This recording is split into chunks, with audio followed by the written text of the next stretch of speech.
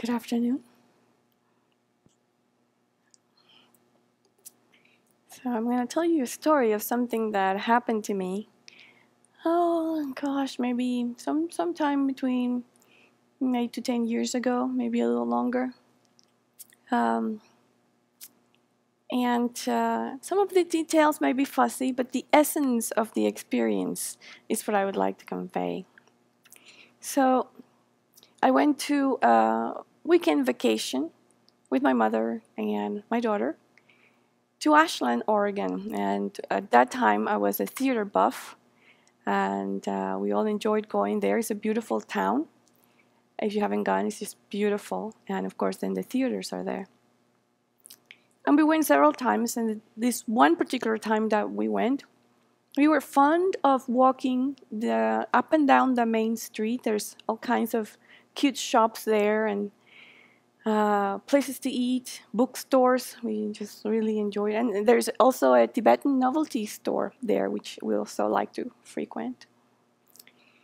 So one of those days that we were walking up and down this street, happened to notice outside a ice cream parlor, there was this man, and he was engaged in a very lively conversation with some people who were sitting next to him.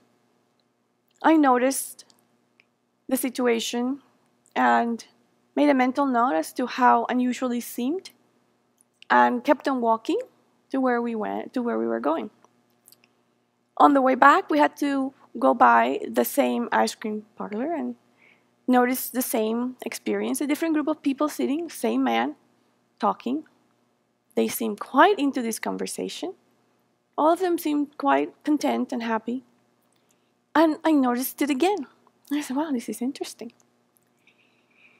And I think it might have been the next day. I don't think this happened the same day. We had to walk again through the same area, and we had kind of made a mental note of visiting the ice cream parlor because it was a beautiful weather and sunny weather, and we thought how wonderful it would be to just stop and get some ice cream. So on the way back up, the man was there again. He was again engaged in some lively conversation with a group of people. I don't remember exactly how many, but different than the day before, for sure. So we went into the ice cream parlor. The man was still talking. We got our ice cream. The man was still talking. My mother and I noted and talked about it. I said, wow, look at that. How interesting. How amazing it seems. So my mother gets her ice cream first. She decides she's going to go out. And I'm waiting for my ice cream with my daughter. And when I look back outside of the ice cream parlor, lo and behold, my mother's talking with this man. And now I'm thinking, this is strange. So I'm very curious now. I get my ice cream, and I'm wondering there, I'm thinking, I really am drawn to go out there and talk with this man. But I didn't quite have the courage or the wherewithal to do it. But I looked at my mother, and she was smiling, and they were having this great conversation. They seemed to be into it. And I decided I'm going to have the courage to go out and sit next to this person and see what this is all about. Listen to what my mother is saying. So sure enough, I picked up my courage and I went out there and I sat next to this man. And we just sort of started talking. And it was quite amazing. He was so engaging, so present, so curious. And we started somehow talking about safety. And then he was talking about his different visits to different towns. He was once in Sacramento, which is where I lived for a number of, a couple of decades at least. We started talking about his experience there. And then he started talking about safety for women, how women in certain situations could be safe, and started to give me some ideas about how I could be safe in certain situations. And I'm just enjoying this conversation and quite surprised that he's interested in women's safety. So by now you're probably thinking, so what's so unusual about this?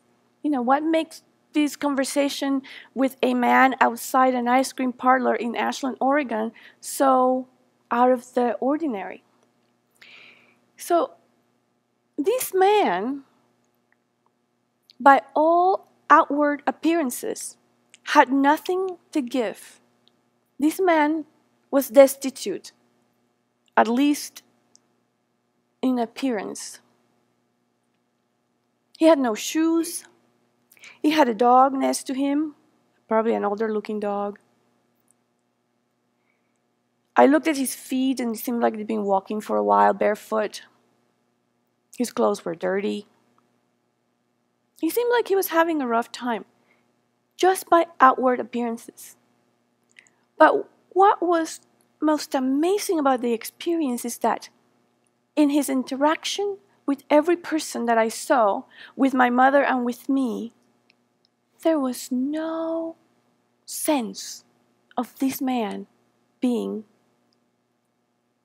in a tight spot, or lacking anything, or wanting anything. Or there was no sense that he felt alienated, less than, destitute. There was no sense of separation. There was no sense of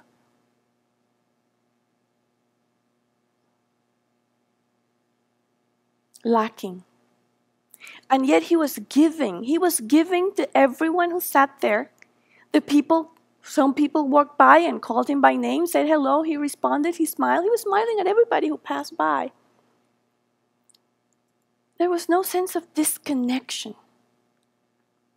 He didn't see himself as not having. He didn't see himself as destitute, as an outlier, an outcast. And the warmth that he was radiating to myself, my mother, and everyone who passed by was really what attracted people to sit down and talk. He, who seemingly had nothing to give, was giving so much. And I have since felt quite privileged to have had that experience. I never actually sat to speak with a homeless man before. I never actually had the courage to do that. I might have given them some money as I walked by. I might have given them a smile as I walked by along with some money.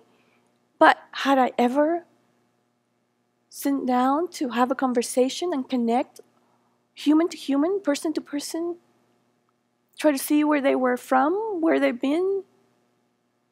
No. And this man was interested in my safety.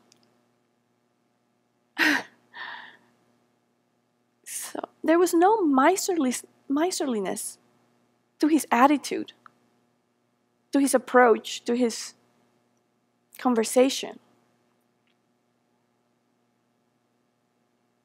So, and yet, I felt somewhat, in comparison to his giving, I felt rather miserly myself. And with this one experience, he gave me a gift that I still carry with me. And so I just wanted to talk about it.